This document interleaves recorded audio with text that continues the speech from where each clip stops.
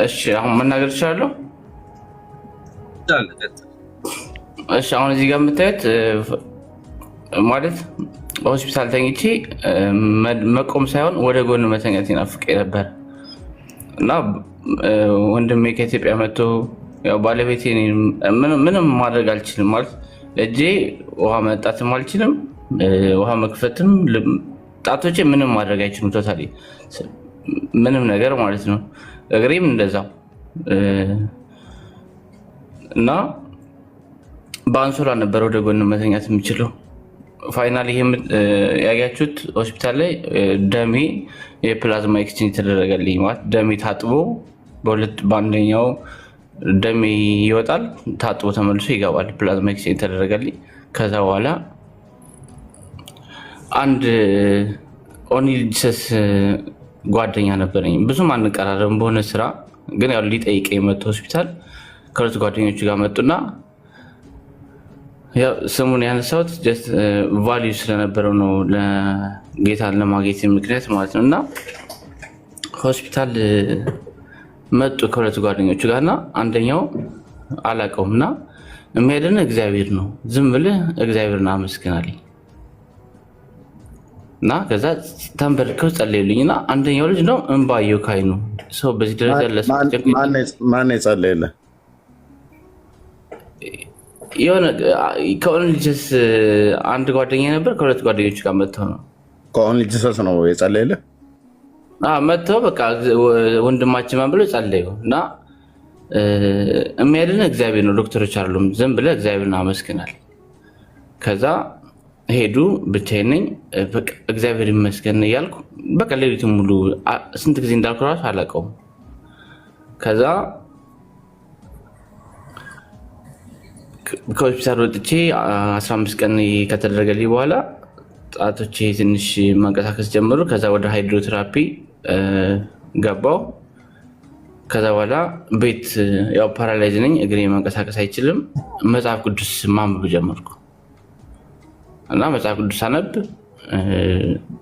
አንዳንድ ጥያቄዎች መጠየቅ ጀመርኩ፣ በተለይ በስዕል ዙሪያ እና የመጀመሪያ እናቴ ጋር ደውዬ አንደኛ በሙሉ ፋሚሊያችን ኦርቶዶክስ ወደኋላ ያለው ጀነሬሽን ማለት ነው እና የመጀመሪያ የጠየቁት ያው የእናቴ ንስሐ አባት ነበረ እና ያው ከሳቸው ጋር ቀራረብ ስለነበረ እና የሚመልስ ልጅ አጣሁ።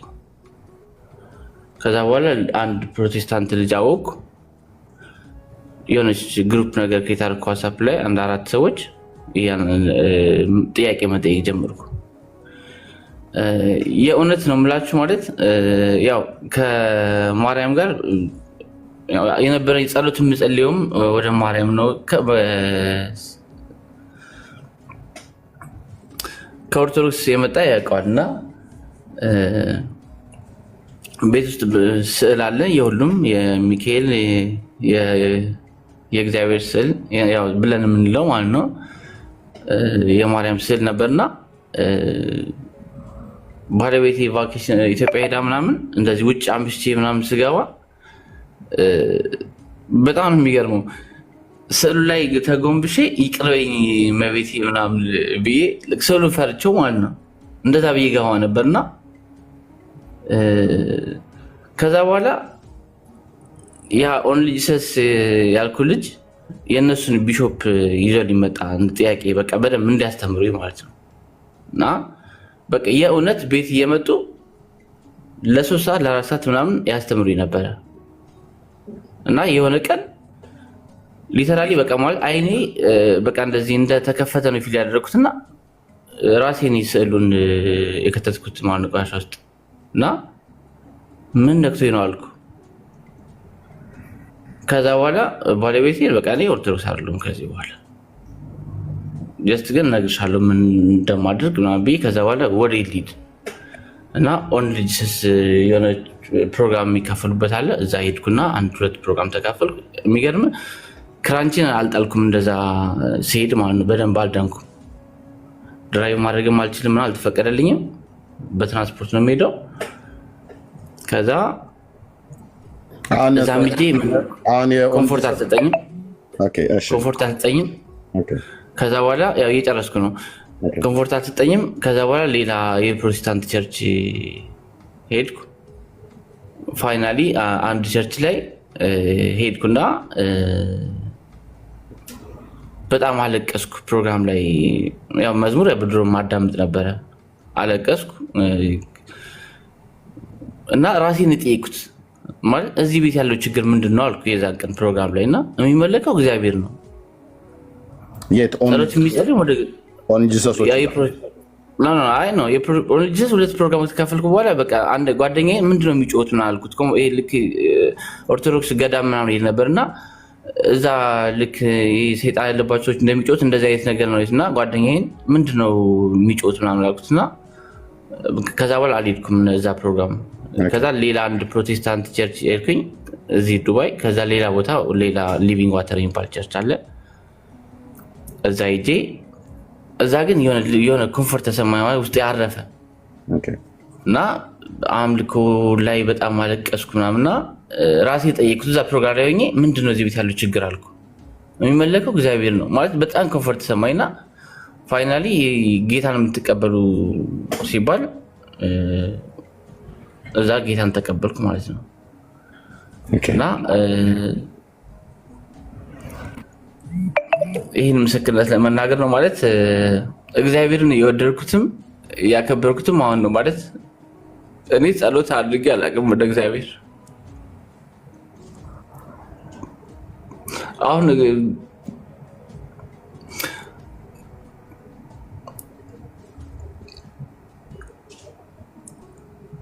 አይዞህ ወንድማችን አሁን እዛ ሊቪንግ ዋተር ይህን ለማለት የፈለግኩት የእውነት ማለት እግዚአብሔር ያደረገልኝ እግዚአብሔር ለማመስገን። አሁን እዚህ ጋር እኔ ሶሻል ሚዲያ አልጠቀምም፣ ቲክቶክ ግን አሁን ማለት አልጋ ላይ ተኝቼ ነበር ሳዳምጥ የነበረው እና ወደ ሳሎን መጥቼ ነው አሁን እናንተ ጋር እንትን ብሎ እና እግዚአብሔር ያደረገልኝ ለመናገር ነው።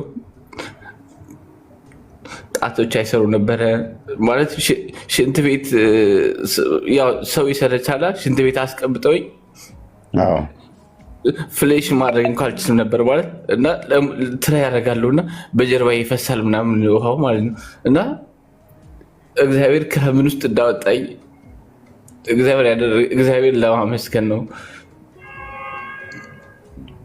እግዚአብሔር ባርክ። በቃ እግዚአብሔር እንድታመሰግኑልኝ ነው። እጃውን ተፈውሷል። በቃ ወደ ዳንኳ ወደ 3-4 ወር ነው እንደዛ የሆንኩት። አሁን እግዚአብሔር ይመስገን ጤነኛ ነኝ። ለዛ ሊቪንግ ዋተር ቸርች እስቲ በቃ እዛ አለው ተጣብቄ ከእግዚአብሔር ጋር አለው። እግዚአብሔር ይባረክ። ለእግዚአብሔር ክብር ይሁን። ጌታን እጅግ እናመሰግናለን። እንኳንም ጌታ ረዳህ። እነኛ ኦን ጂሰስ የሚባሉ ሰዎች ደግመው ቤተ እንዳይመጡ ዌልካምም እንዳትላቸው እነሱ ጋር እንዳትሄድ። አሳች የሆኑ ሰዎች ናቸው እና ጌታ እንኳንም ረዳህ። በዛ በቸርች ተማር፣ መሰረታዊ ክርስትና ትምህርት፣ የውሃ ጥምቀትም መጠመቅ ካለብህ ተጠመቅ ብራዘር። ጌታ እግዚአብሔር ይባረክ። ማነው ፓስተራችሁ? አይ ቲንክ ፓስተር ዮናስ ነው ወይስ ጥሩ ቸርች ነው። እኛ ወንጌላውያን አማኞች ከምንቀበለው ቸርች አንዱ እሱ ነው። ሌሎችም አሉ፣ ግን እዛው ቀጥል። ተባረክ ወንድማችን፣ ጸጋ ይብዛልህ። ብሩክ የሚል ካለ ይበልህ። ቴንክ ዩ ብሩክ፣ ይቀጥሉ። እሺ ኤርሜ፣ ክብር ለኢየሱስ ይሁን። እኔ ኤርሚሻ እንግዲህ እዚህ ቲክቶክ ላይ ነው እኔም ጌታን እንደዚህ ያገኘሁትና ጌታን እንዳገኘው ያመኝ ነበር። እኔም በተለይ በጣም አደገኛ ሳል ነበረብኝ። ኮንስትራክሽን ነበር የምሰራው እና የአቧራ አላርጂክ ብለውኝ ጉንፋን በያዘኝ ቁጥር በጣም የሚያሳቅቅ ማለት ነው። እና ከዛ በተጨማሪ ደግሞ ፊቴን ሁላ ያበላሸ ጨጓራ በሽታ ነበረብኝ እና ያው ብዙ ሰዎች ያውቃሉ። በዛ ላይ ውብም ታውቃለች ይህ ነገር ሀሴት ማለት ናት። ከእሷ ጋር ከሆንኩ በኋላ ሙላ ጭምር ማለት ነው እና በጣም የሚገርመኝን ነገር መናገር ስለፈለኩ ነው። ፊልጵስዩስ መጽሐፍ ምዕራፍ 2 ላይ ያለውን ቃል በቀን አንዴ ሳላነበው አልውልም። በጣም ነው ይሄን ቃል የምወደው። እንደዚህ ይላል፣ እርሱ በእግዚአብሔር መልክ ሲኖር ሳለ ይላል ፊልጵስዩስ 2 መጽሐፍ ምዕራፍ 2 ቁጥር 6 ላይ ከእግዚአብሔር ጋር መተካከልን መቀማት እንደሚገባ ነገር አልቆጠረውም። ነገር ግን የባሪያ መልክ ይዞ በሰው ምሳሌ ሆኖ ራሱን ባዶ አደረገ። በምስሉም እንደ ሰው ተገኝቶ ራሱን አዋረደ። እርሱ እኮ የዓለማት ሁሉ ፈጣሪ ነው። ዓለምን በስንዝሩ የለካ ንጉሥ ነው። ራሱን አዋረደ፣ ለሞትም ይኸውም የመስቀል ሞት እንኳን የታዘዘ ሆነ ይላል። በዚህም ምክንያት ስለዚህም እግዚአብሔር ያለ ልክ ከፍ ከፍ አደረገው፣ ከስምም ሁሉ በላይ ያለውን ስም ሰጠው።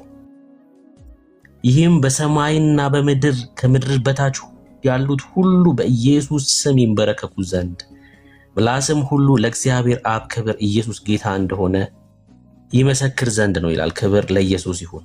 ከስም ሁሉ በላይ የሆነ ስም የያዘው ኢየሱስ ነውና ይሄ ክፍል ሲገባኝ ፈውስ ሆነልኝ። በጣም ነው የሚገርመኝ፣ እጅግ በጣም ይገርመኛል። እና ከስም ሁሉ በላይ የሚለውን ሳሰላስል ለካ ካንሰር ራሱ ስም ነው።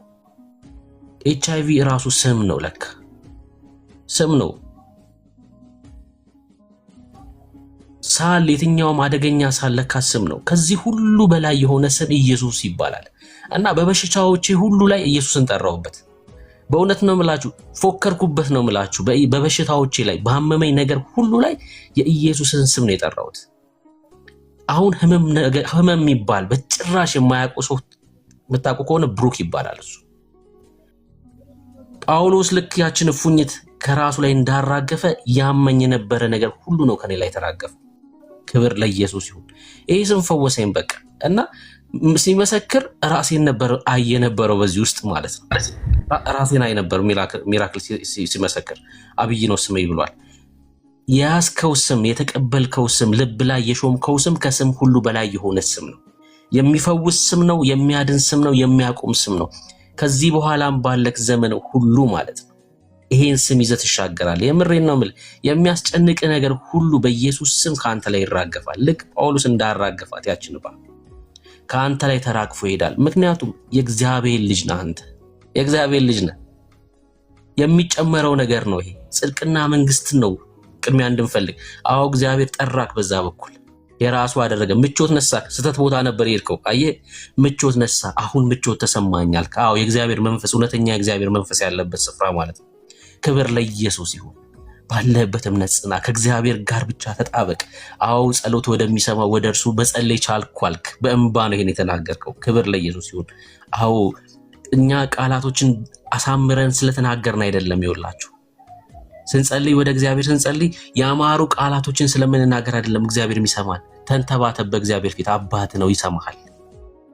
ልጆች ያላችሁ ሰዎች ይሄን በደንብ ጠንቅቃችሁ ታውቃላችሁ። ገና የ4 የ5 ወር የ6 ወር የ7 ወር ህፃን ልጃችሁ ሲንተባተብ ምን እያለ እንደሆነ ለመረዳት አትቸገሩም እናንተ። የውጭ ሰው እኮ ያን ህፃን ልጅ መረዳት አይችልም። አንተ ግን ገብቶክ፣ እናትየው ገብቶ አጥቶ ትሰጣለች፣ አባትየው ገብቶት ውሃ ይሰጣል እኮ ለዛ የተንተባተበ ላለ ልጅ። በእኔና በእግዚአብሔር መካከል ያለውን ግንኙነት ይሄ ነው። አባቴ ይሰማል። በቃ የልቤን የሚያውቅ አምላክ ነው። የሚፈውስ ስም ተሰጥቶናል። ክብር ለኢየሱስ ይሁን። ክብር ለኢየሱስ፣ ክብር ላዳነን ይሁን። እጅግ በጣም ደስ ብሎኛል። ስትናገር ውስጤ ይዘል ነበረ። በቃ የኢየሱስ ስም ይፈውሳል። እዚህ ውስጥ ያላችሁ ሰዎች፣ በተለያየ ነገር የተያዛችሁ ሰዎች ይኸውላችሁ ዘኍልቍ መጽሐፍ ምዕራፍ 13 አንብባችሁታል።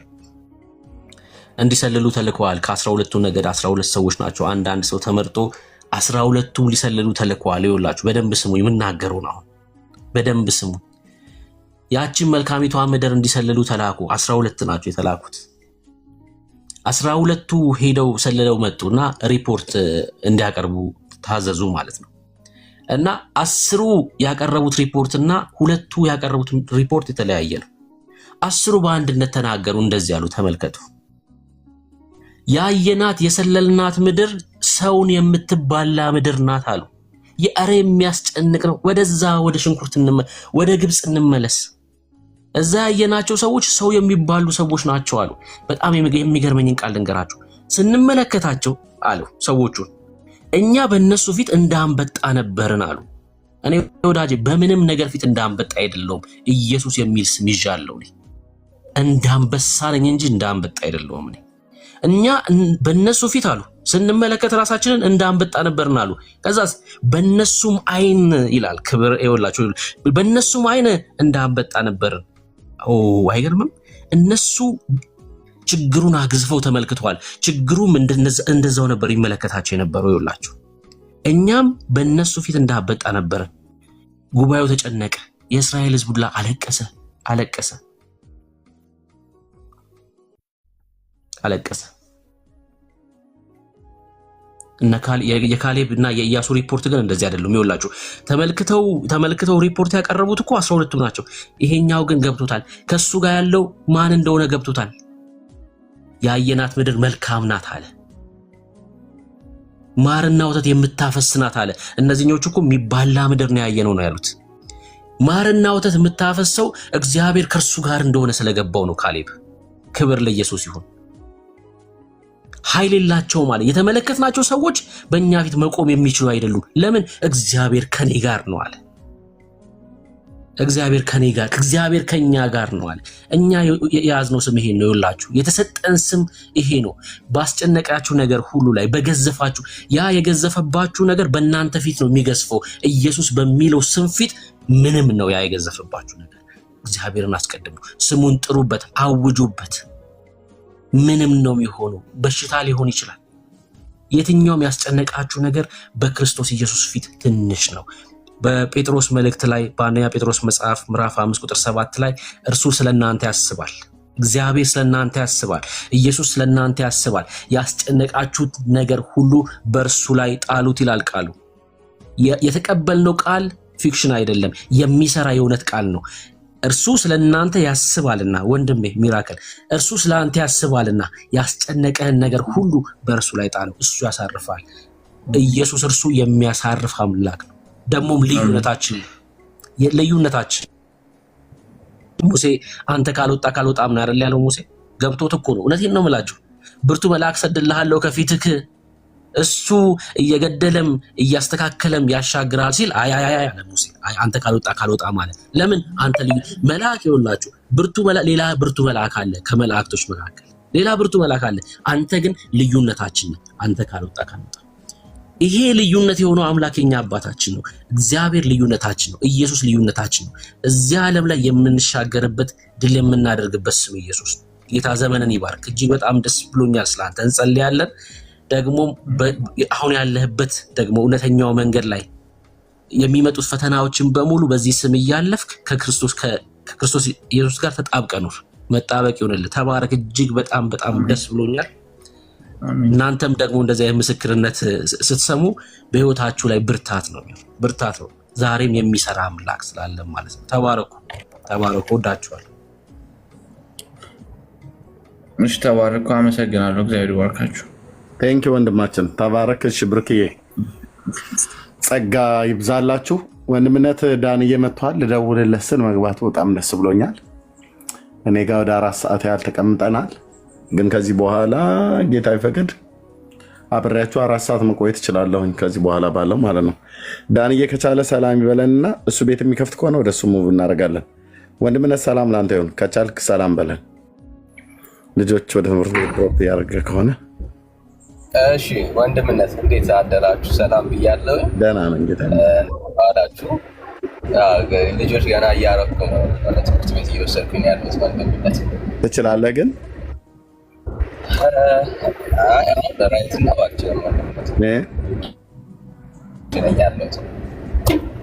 አይሰማም። ውጭ ነኝ ያለሁት ወንድምነት፣ ውጭ ነኝ ያለሁት ወንድምነት። ላይቭ መክፈት አችልም ዛሬ? ውጭ ነኝ ያለሁት እየነዳሽ ነው ወንድምነት። አልችልም። ወንድምነት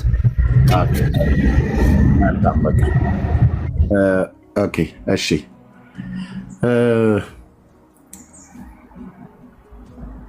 ወንድማችን ሱራፌል የምትለው ነገር አለ? እነ ቤኪ አይ ቲንክ ተናግሯል መሰለኝ ነው ሲ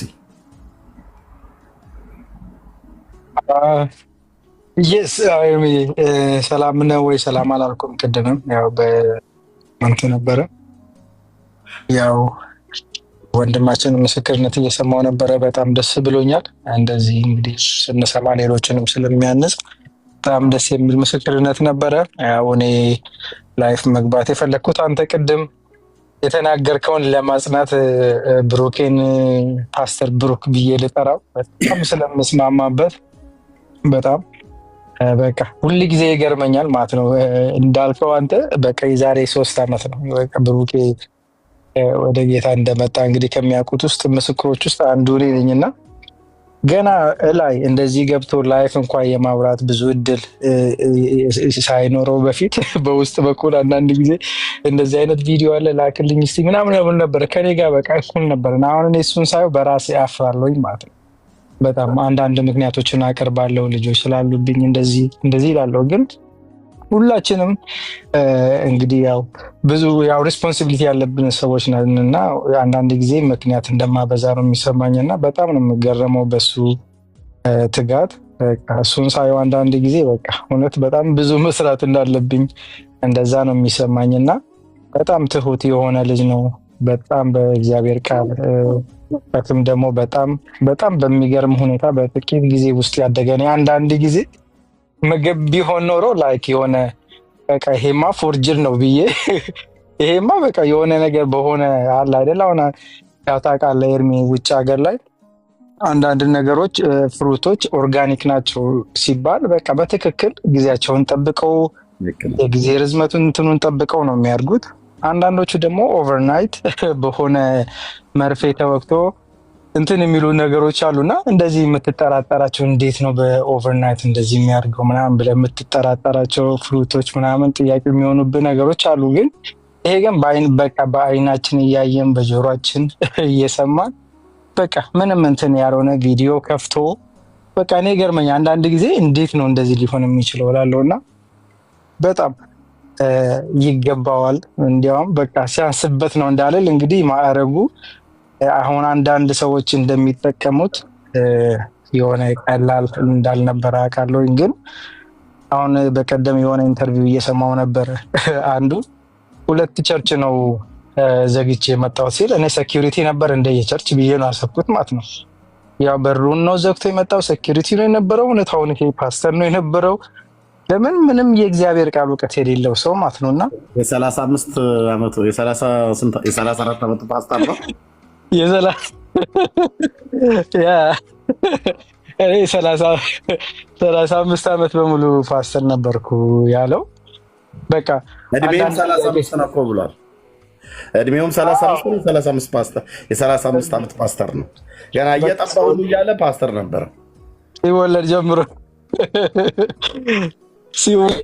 ሩብ ቀን ስለተወለደ አልጠባም እሱ አልጠባም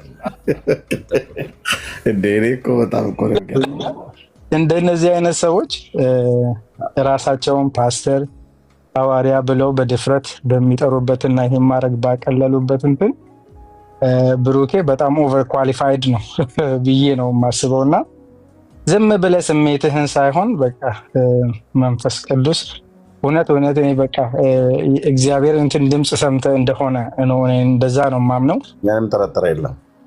ምንም ጥርጥር የለኝም።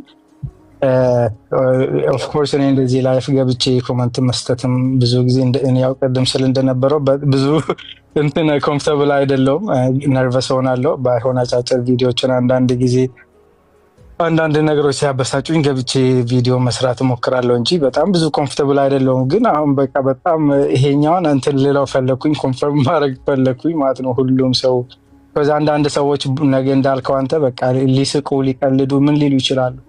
ግን እንዳልከው በጣም የነፍሳት ሸክም የሌለባቸው ሰዎች እንዳልከው አንተ ቅድም በቃ ቪዲዮ ከፍተው ሲቀመጡ ከኋላቸው የመጽሐፍ አሁን እኔ ቤት ማለት ነው ብሩኬን ጠይቀው ሁሉ ጊዜ ከሀገር ቤት ሰው ሲመጣ ብሩኬ ምን አይነት መጽሐፍ ይዘውልኝ ይምጡ ወደ እኔ የሚመጣ ሰው አለና ምን አይነት በቃ እኔ ባነበው ልማር ሊያስተምሩኝ የሚችሉ መጽሐፎች ምናምን ብዬ ጠይቀዋለሁ እና ብሩኬም ይነግረኛል። አንዳንድ ጊዜ ሜላ ጋር ሪኮመንድ የሚያደርጉኝ መጽሐፎች እገዛለሁ። ገዝቼ ግን ደርድሬያቸዋለሁ፣ አላነበብኳቸውም ማለት ነው። ገብተዋል። አንዳንዶቹ እንደዚህ ዝም ብሎ ከኋላ የደረደሩ ወይም ደግሞ አንዳንዶቹ ደግሞ አንብበው ዚዊንግሊ ማርቲን ሉተር እኔ እንግዲህ ያው አባቶችን እንትን የማለት ይሄ የማቃለል ምናምን ነገር ሳይሆን ያን ሁሉ አንብበ የነፍሳት ሸክም ከሌለብህ የሆነ በቃ የሆነ መንፈስ ቅዱስ እንትን ማተል ከሆነ ዝም ብለህ የራስን ስሜት ብቻ የምትናገር የምታደርግ ከሆነ ምንም እንትኑ አይታየኝም እኔ ማለት ነው። ከዛውን ሌላኛው ቤተ ሃይማኖት ውስጥ ያሉት አሁን ኦርቶዶክስ ውስጥ ያሉት ሰዎች በመጽሐፍ ቅዱስ በማንበብም እውቀት ይበልጡኛል ብዬ የማስባቸው ሰዎች አሉ። ግን በዘላለም ሕይወት እንደማይበልጡኝ ደግሞ አውቃለሁ። ኢቭን ምንም ሳላነብ ራሱ በቃ አውቃለሁ በዘላለም ሕይወት እንደምበልጣቸው ማለት ነው። በቃ እና ብዙዎቹ እንደዚህ ናቸው። ነገ አሁን ተነስቶ ሊቀልዱ ምን ሊሉ ይችላሉ።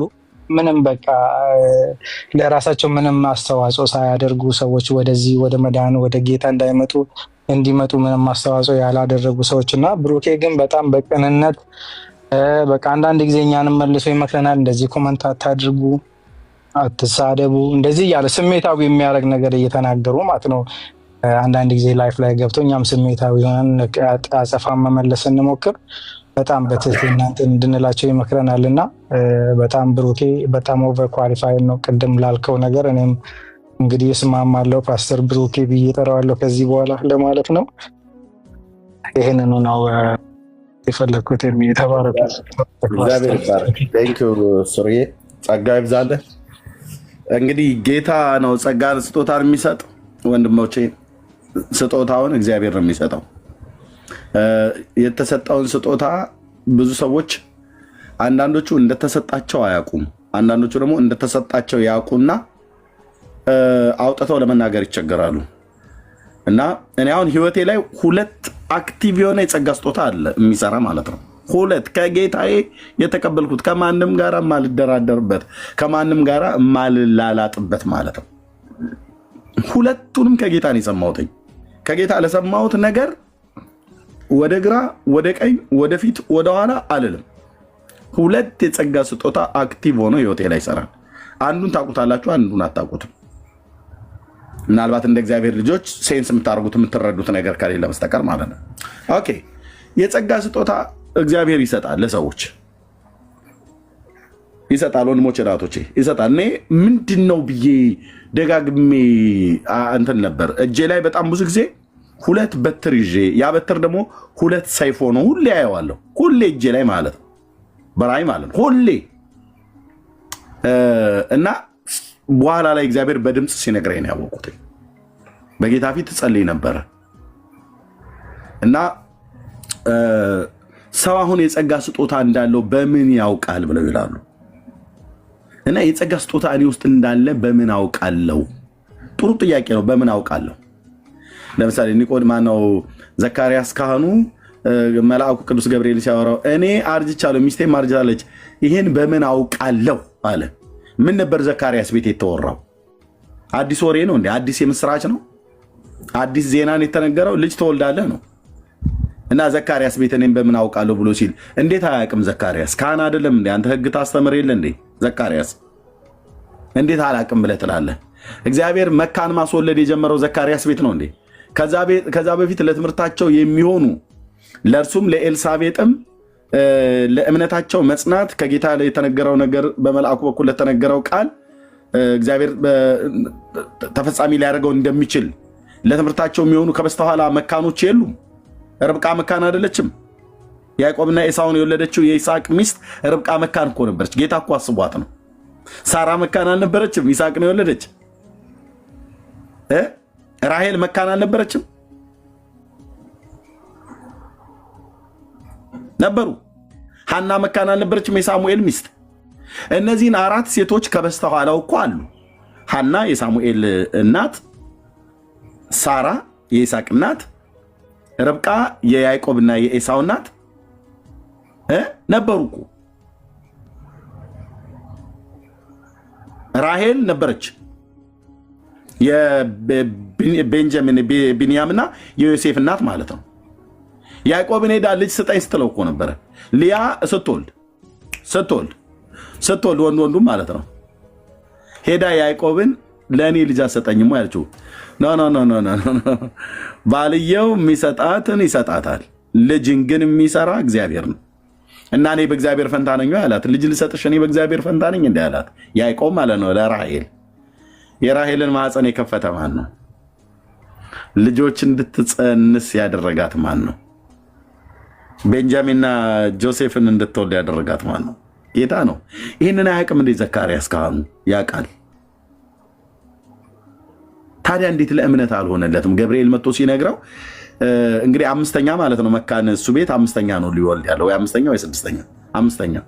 ሳራ፣ ርብቃና ራሄል፣ ሃና ከዛ በፊት የነበሩ አምስተኛ ነው።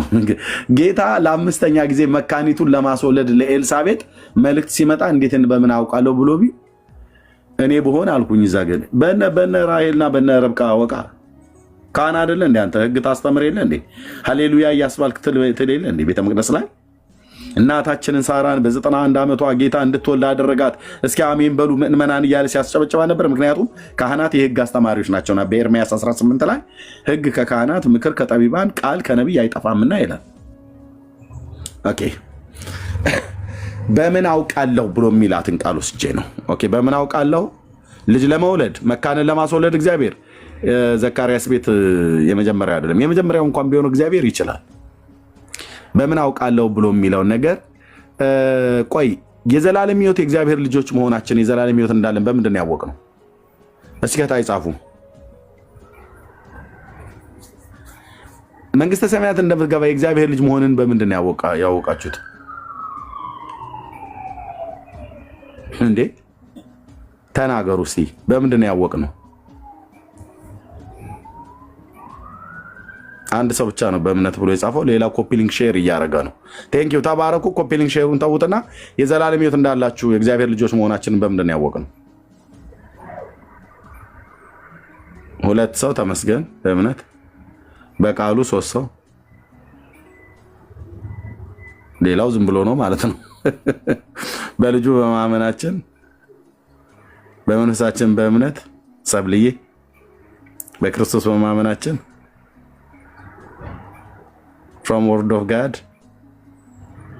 በእምነት በምን አንድ ሰው ብቻ በትክክል ጻፈው። ጥሩ ነው ሁላችሁም ያላችሁት፣ ግን አንድ ሰው ክላርክ የሚባለው ሰው ቅዱሱ መንፈስ ይመሰክርልናል። ሮሜ 8:16 ማን ነው ፖስት የሚያደርገው? ልክ ነው። ቅዱስ ቃሉ ይነግረናል ያላችሁት በእምነት ነው፣ በጸጋ ነው፣ ጌታን በማመን ነው። ግን ሮሜ 8:16 ፖስት አድርጉት። ማርጋሪ ቶ ብራዘር ቴንክ ዩ ተባረክልኝ። ያንተ ሼር ብቻ ነው የመጣው፣ ሌላ ፖስት ይደረግ ከሆነ አላየውም። ቴንክ ዩ ሮሜ እንትን ሼር ማድረጉን ተው ወንድማችን። ቴንክ ዩ ወይ እህታችን ማርጋሪ ሜሪ ጋሪ ነው። ኦኬ ቴንክ ዩ ሀንቾ ተባረኪ። ምን ይላል? የእግዚአብሔር ልጆች መሆናችንን ያ መንፈስ ራሱ ለመንፈሳችን ከመንፈሳችን ጋር ምን ይላል? ይመሰክራል ማለት ነው። ኦኬ የዘላለም ሕይወት እንዳለን ቅዱሱ መንፈስ ለመንፈሳችን ከመሰከረልን ወንጌላዊ ለመሆናችን፣ ፓስተር ለመሆናችን፣ ነቢይ ለመሆናችን የሐዋርያነት ጸጋ እግዚአብሔር እንደሰጠ በጸጋ ስጦታ ለማገልገል እግዚአብሔር ይናገራል አይናገርም? ቅዱሱ መንፈስ ይመሰክራል አይመሰክርም? በሉ መልሷት። አሁን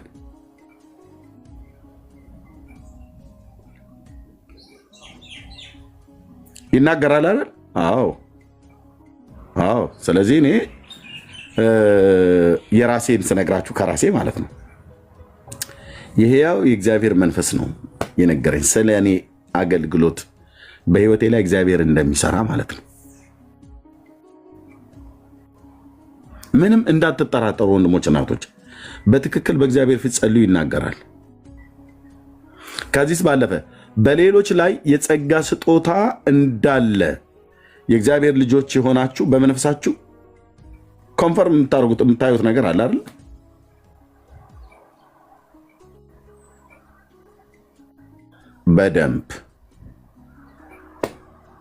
በደንብ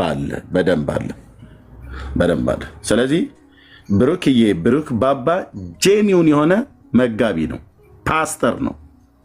ዛሬ ነው እኔ ዲክሌር ያደረኩት፣ ፓስተር ነው። ቤተክርስቲያን ዘግይታም ይሁን ቆይታም ይሁን ኦርዴንድም ላታደርገው ትችላለች። ሰማይ ግን ኦርዴንድ ካደረገ ኢናፍ። በዚህ ዘመን በመተዋወቅ ሁሉ ነው አንዳንዶቹ ኦርዴንድ የሚያደርጉ በመተዋወቅ የኦርቶዶክስ ቤት የጠላኑን እዚህ አምጥተው የሚያደርጉ አሉ። ስንት ማለት ነው? ስንት ጄኑን የሆነ ጸጋ ያለባቸው ሰዎች ቤተክርስቲያን እንደ ቆዳ ታለፋለች። እንየው እንሞክረው ምናምን ነገር እየተባለ ማለት ጥሩ ነው። የመሞከራ የመታያ ጊዜ አለ። ግን የጸጋ ስጦታ ያለባቸው ሰዎችን ብዙዎቹ እኔ በጣም አውቃለሁ። በጣም ወንድሞች እናቶቼ ጄኒውን የሆነ የነቢያት የጸጋ ስጦታ ላያቸው ላይ ያሉ ሰዎች እስከዛሬ ድረስ ቤተክርስቲያን ዞር ብላ አይታቸው አታውቅም።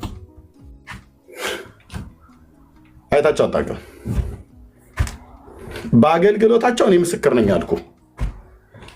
ያገናኘን የሀገሬ ልጅ የወንዜ ልጅ ብዬ አይደለም፣ ያገናኘን የእግዚአብሔር መንግስት ነው። እና ብሩክዬ ትንሹ ጢሞቴዎስ ብዬዋለሁ።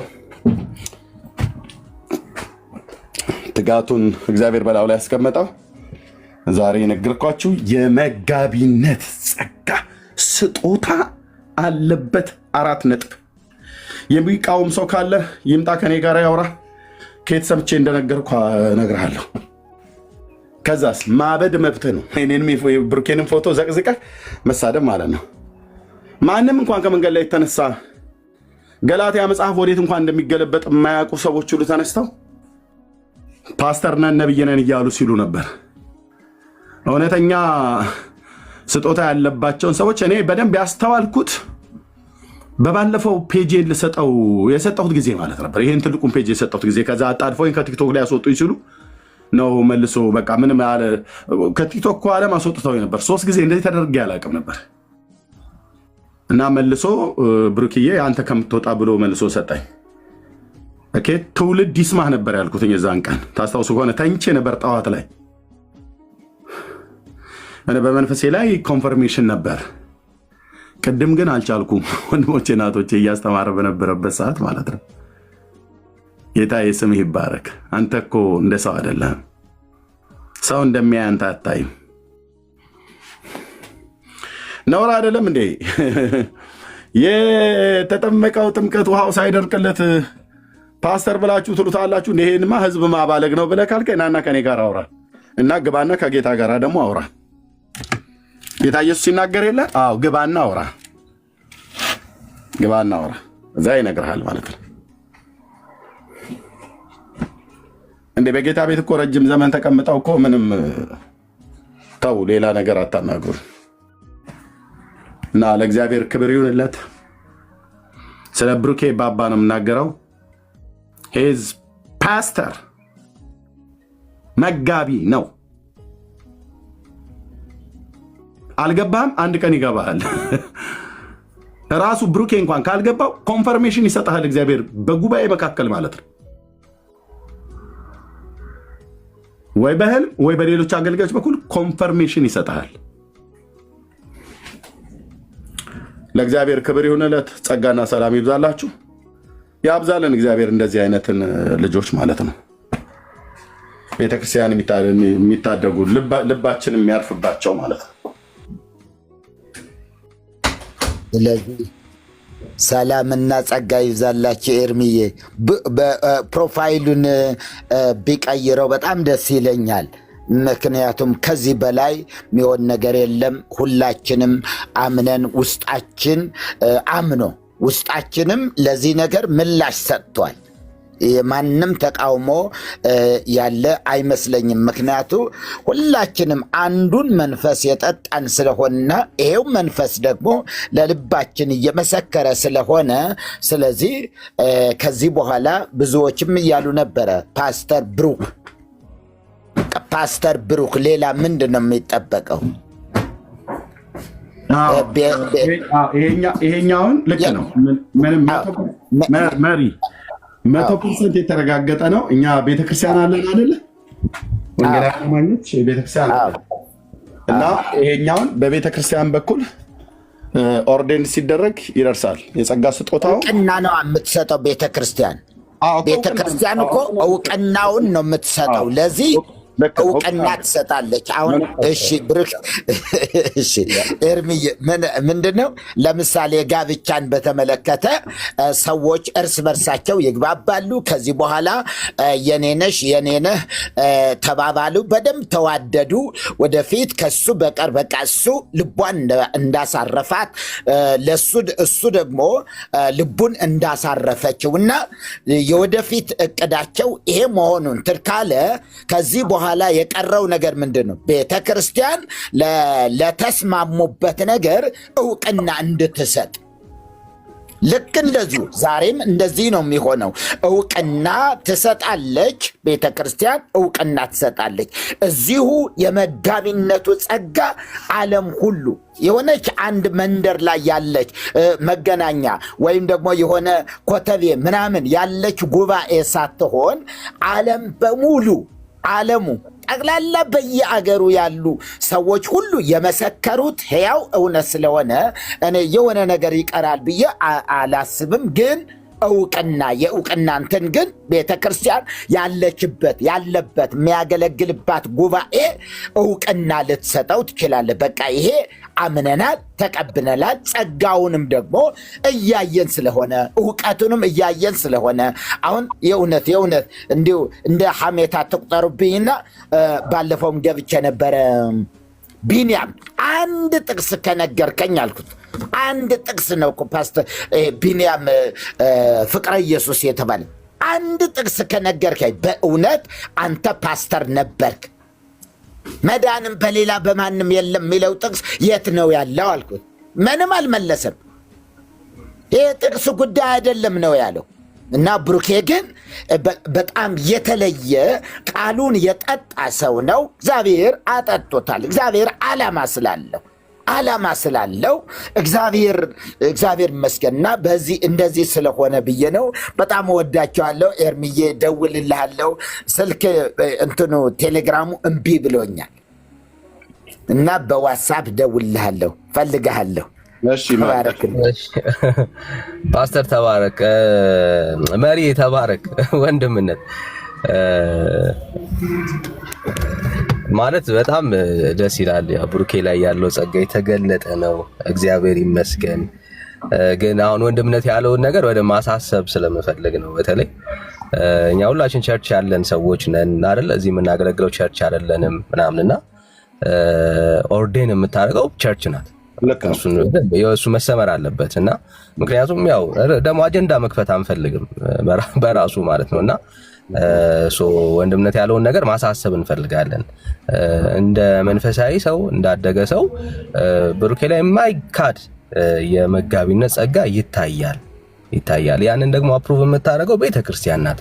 እኛ ኦርዴን ማድረግ አንችልም። ያው የተቀበልነውን በውስጣችን ያለውን ጸጋ መለየት በዚህ በኩል ነው ብሎ ወንድምነት እንደዛ አይነት ሐሳብ ነው ሬዝ እያደረገ ያለውና ምንም ጥያቄ የለውም። እግዚአብሔር በፈቀደበት ሰዓት ጌታ በሚልበት ሰዓት ደግሞ ያ የፓስተርነት ጸጋ በቤተክርስቲያን አፕሩቭ ይደረጋል። የብሩኬን ቤተክርስቲያን ስላለው ማለት ነውና እንደዛ ነው የሚሆነው። አገልግሎት በጣም ደስ የሚለኝ ስም አይደለም ማለት አሁን እኛ ማተር የሚያደርገን ወንድምነት ወንጌላዊ ተብለህ መጠራት አይኖርብህም። የእግዚአብሔርን መንግስት ለመስራት ፓስተር መባል አይኖርብህም የፓስተርነትን እንትን ለማድረግ። ምክንያቱም ጉዳዩ ከታይትል አይደለም። ሰው ታይትል ኖሮት ምንም በቃ የእግዚአብሔርን ሐሳብ የማያገለግሉ እንዳላችኋቸው ብዙ ሰዎች አሉ። እኛ ጉዳያችን ከስሙ አይደለም፣ ከፊቱ ከብሩኬ ከወንድምነት ፊት ከሚቀመጡት ታይትሎች አይደለም ጉዳያችን። ያ የሚታየው የእግዚአብሔር ጸጋ በወንድማችን ብሩኬ ላይ አለ። እሱን ጸጋ አክሴፕት እናደርጋለን። እኛ በዛ ደረጃ እንመገባለን። እግዚአብሔር እሱ ላይ ባስቀመጠው ጸጋ አገልግሎታችን ይቀጥላል። እግዚአብሔር ደግሞ ፈቅዶ የሆነ ጊዜ ቸርች አፕሩቭ ስታደርግ ያንን ታይትል ደግሞ አክሴፕት አድርገን ሁላችንም መጠራት በሚገባበት ደረጃ ያንን ሰው እየጠራን በአገልግሎቱ እንቀጥላለን ማለት ነውና ያችን ወንድምነት ያልካትን ሐሳብ ኤምፋሳይዝ ለማድረግ ያክል ነው። እሱን ኤምፋሳይዝ ለማድረግ ያክል ነው። ተባረኩልኝ። ቴንክ ዩ ወንድምነት። ይሄ ነው መሆን ያለበትም። ቅድም የተናገርኩት ይሄ ነው። እኔ እንደ ዳነ ወንድማችሁ የልዑል እግዚአብሔር መንፈስ እንዳለበት ሰው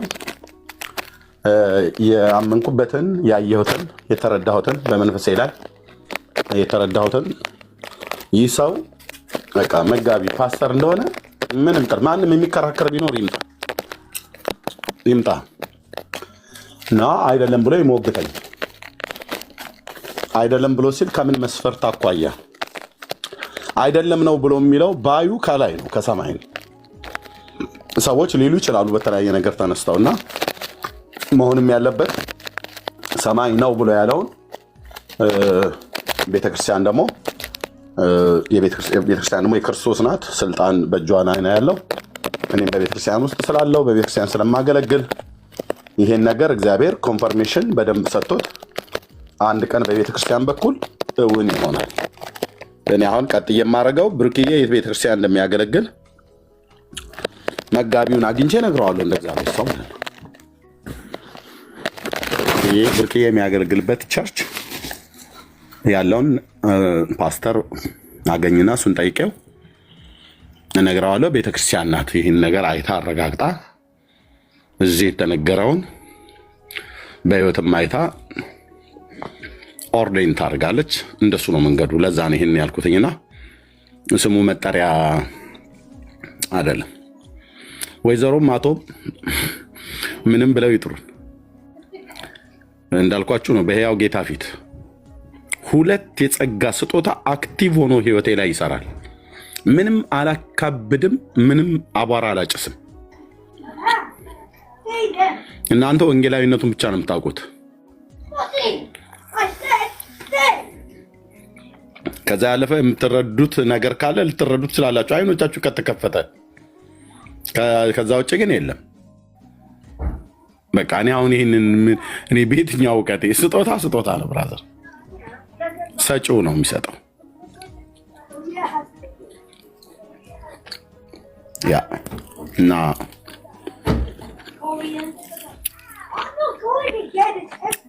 መጠሪያ አይደለም። ቅድም እንደተባለው ብዙዎች እኮ ነቢይ ተብለው ፕሮፌት ብሎ የሚል ስም ይዘው ወንድሞች እናቶች፣ አቤቱ ጌታዬ፣ ፕሮፌት የሚል ስም ይዘዋል፣ ስሙን ይዘውታል። የጸጋ ስጦታው ግን ህይወታቸው ላይ የለም። የለም ማለት የለም፣ ብዙዎቹ ላይ የለም።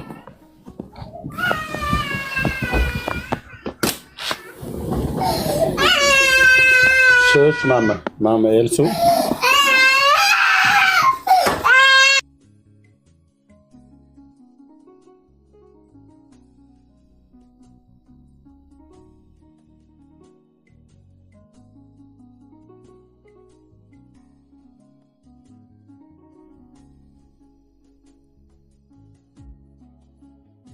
እሺ ኤርሚሻል እስኪመጣ ድረስ ትንሽ ነገር ልበልና ከዛ ወደ ዳኒ እስኪመለስ ወደ ውይይታችን እንሂድ። ያው እግዚአብሔር ጸጋን ሲሰጥ፣ እግዚአብሔር ቃሉን ሲገልጥ እንድናገለግል ነው።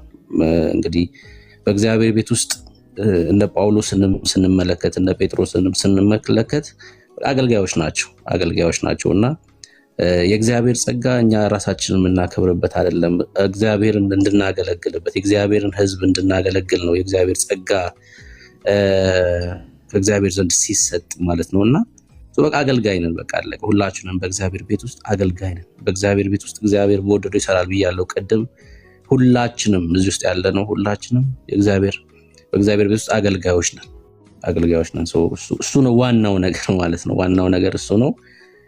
ከዛ የዘለለው ነገር ተባረኩ። የኤርምሻዬ ጌታ ዘመን ይባርክ። ዳኒ መምህር፣ መሪ፣ ሆሲ፣ ማሜ፣ ሱራ፣ ቤኪ ተባረኩ። ሁላችሁም ክርስቲያን ወንድም እህቶች በእግዚአብሔር ቤት ውስጥ ሁላችንም ተያይዘን የእግዚአብሔርን ስራ እንሰራለን። የተጠራ ነው። ለዛ ነው የተጠራ ነው። የእግዚአብሔርን ስራ እንድንሰራ ነው። ሰዎችን ከጨለማ ለመናጠቅ ነው። ከዛም ደግሞ አካሉን ደግሞ እንዲሁ ለማነጽ ለመበርታት ነው። እሱን እያደረግን እንቀጥላለን። እግዚአብሔር ደግሞ በብዙ ያግዘናል፣ ያስተምረናል። እንደውም ሱራ ቅድም የሚያግዘኝን መጽሐፍ ጠቁመኝ ለው ነበር አለኝና አሁን ለምሳሌ አሁን ያለውበት መረዳት ላይ ሆኖ ይሄን ቢጠይቀኝ የእግዚአብሔርን ቃል ብቻ አንብብ ነበር የምለው። መጽሐፍ ቅዱስን ቃል ብቻ አንብብ። ያኔ የጠቆምኩት መጽሐፍቶች ነበሩ፣ ለምሳሌ ማብራሪያዎች ማለት ነውና አሁን ላይ ባለኝ መረዳት ቢሆን መጽሐፍ ቅዱስን ብቻ። በህይወታችሁ ላይ መታገዝ ትፈልጋላችሁ? መታገዝ የሚያግዛችሁ መጽሐፍ ትፈልጋላችሁ? በህይወታችሁ ላይ ለውጥ የሚያመጣ መጽሐፍ ትፈልጋላችሁ? መጽሐፍ ቅዱስ ብቻ አንብቡ። በእግዚአብሔር ፊት ሁኑ። የእግዚአብሔርን ቃል አሰላስሉ። አርምሞ ማለት ነው። የእግዚአብሔርን ቃል አንብቡ። የእግዚአብሔርን ቃል ደግሞ ስታነቡ ይሄን ብዙ ጊዜ እላለሁ። እሺ ብዙ ጊዜ ሰዎችን ስንማማር እንደዚህ አይነት ቻሌንጅ አቀርባለሁ። የእግዚአብሔርን ቃል ከሰማነው ነገር ተነስተን እንዳናነብሽ አደራችሁ።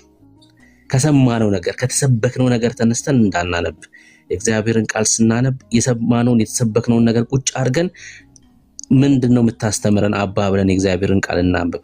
የሰማነውን የተሰበክነውን ነገር ይዘን ከመጣን ወደ መጽሐፍ ቅዱሱ እውነተኛውን የእግዚአብሔርን ሐሳብ አናገኘውም። እሺ ሚስ እናደርጋለን። ይሄን እምላችሁ ያለ ምክንያት አይደለም። ሱራፊል አለክ ላስቸግርክ አለው ብሮ ያዕቆብ 1:13 አንብብልን። ሌላፍ በብቻ እንደዚህ ስለማላቅ እንደዚህ ሚኒማይዝ ይችላልው። አንድ ስልክ ብቻ ነው ያስከው? አይፓድ አለኝ። just give me a second. ማሜ ያለክ? እሺ ማሜ ያለክ? አዎ ላውጣ? አንብብልን አንተ። እሺ ስንት? ያዕቆብ 1:13 ሱራም እስከዛ ድረስ አውጣ። እሺ አንድ ነገር ላሳያችሁ ስለፈለኩ ነው። እሺ በደንብ ምን ማለት እንደፈለኩኝ ትረዳላችሁ ከነበቡ በኋላ። ያዕቆብ 1:13 ማንም ሲፈተን በእግዚአብሔር ይፈተናሉ አይበል፣ እግዚአብሔር በክፉ አይፈትነንምና። ልክ ነው? አዎ አንብብ ጨርስ። ኦኬ በክፉ አይፈትነንምና እርሱ ራሱ ማንንም አይፈትንምና ይላል። አንዴ ደግሞ አንብበው። እሺ ማንም ሲፈተን በእግዚአብሔር ይፈተናለው አይበል፣ እግዚአብሔር በክፉ አይፈትንምና እርሱ ራሱን ማንንም አይፈትንም ይላል። እሺ ሱራ አዘጋጀክ? ሱራ ተባረክ ማሚ። ያ አሁን አይፓድ አግኝቻለሁ። ያዕቆብ ስንት አልከኝ? ሶሪ ያዕቆብ 1:13 እኔም አዘጋጅቻለሁ። እሺ 1:13 ማንም ሲፈተን ይሰማል ብሩኬ? ኦኬ ማንም ሲፈተን እግዚአብሔር ፈተነኝ አይበል፣ ምክንያቱም እግዚአብሔር በክፉ አይፈተንም። አንዴ ሶሪ ቆይ አንዴ አዲሱ መደበኛ ትርጉም ነው። yes በ1904 አንብበው አንዴ። ኦኬ በዚህኛው ላይ ያለው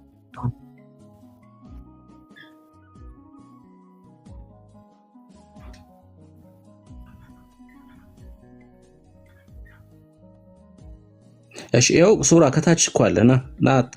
ና እንትን በል ተመለስ። ኮሜንት ላይ አለ ብሩክ። ኮሜንት ላይ አለ ሱራ። ኦኬ ማንም ሲፈተን በእግዚአብሔር እፈተናለሁ አይበል፣ እግዚአብሔር በክፉ አይፈትንምና እርሱም ራሱስ ማንንም አይፈትንም። አንዴ ደግሞ ማንም ሲፈተን በእግዚአብሔር እፈተናለሁ አይበል፣ እግዚአብሔር በክፉ አይፈትንምና እርሱ ራሱስ ማንንም አይፈትንም። እሺ ተባረኩ። እሺ ተባረኩ። አይልም ግን እንደዛ። አዎ አሁን እሱን ይሄን እንድታስተውሉ ስለፈለኩኝ እስኪ በትክክል አንብበውታል? እስኪ አሁን ኮሜንት ላይ ንገሩኝ። ሁለቱም አንብበዋል? በትክክል ነው ያነበቡት? በትክክል አንብበውታል? ኮሜንት ላይ ንገሩ። በትክክል ነው ያነበቡት? በትክክል ነው ያነበቡት የምትሉ ሰዎች አንዳንድ ቁጥር ጻፉ። አንዳንድ ቁጥር ጻፉ። በትክክል ነው ያነበቡት የምትሉ ሰዎች አንዳንድ ቁጥር ጻፉ። በትክክል ነው ያነበቡት የምትሉ ሰዎች አንዳንድ ቁጥር ጻፉ።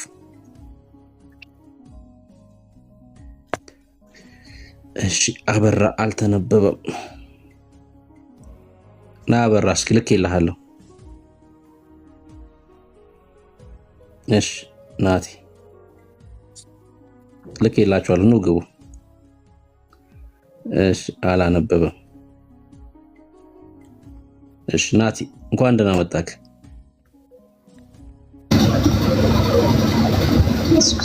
ዋው ብሩክ ማስተካከል ይቻላል? ኖ አይ ቆይ እድል ሰጥሃለሁ። ኦኬ እድል ሰጥሃለሁ። እሺ ናቲ እንኳን ደህና መጣ።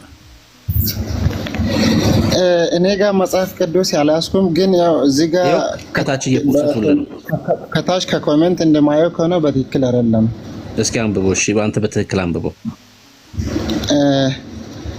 ማንም ሲፈተን በእግዚአብሔር ይፈተናለው አይበል፣ እግዚአብሔር በክፉ አይፈትንምና እርሱ ራሱስ ማንንም አይፈትንም። አንዴ ደግሞ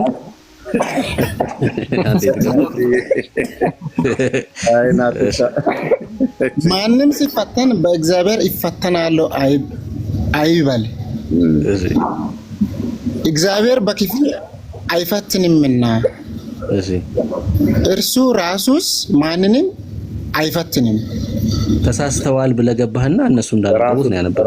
ራሱ ድምጻችን ብቻ ነው የተለያየው እኮ አንድ አይነት ነው ያነበብነው። ድምጻችን ብቻ ነው የሚለያየው። ግን አሁን ድምጻችን የተለያየው ደስ ይላል። በተለየ ድምጽ ነው ያነበበው።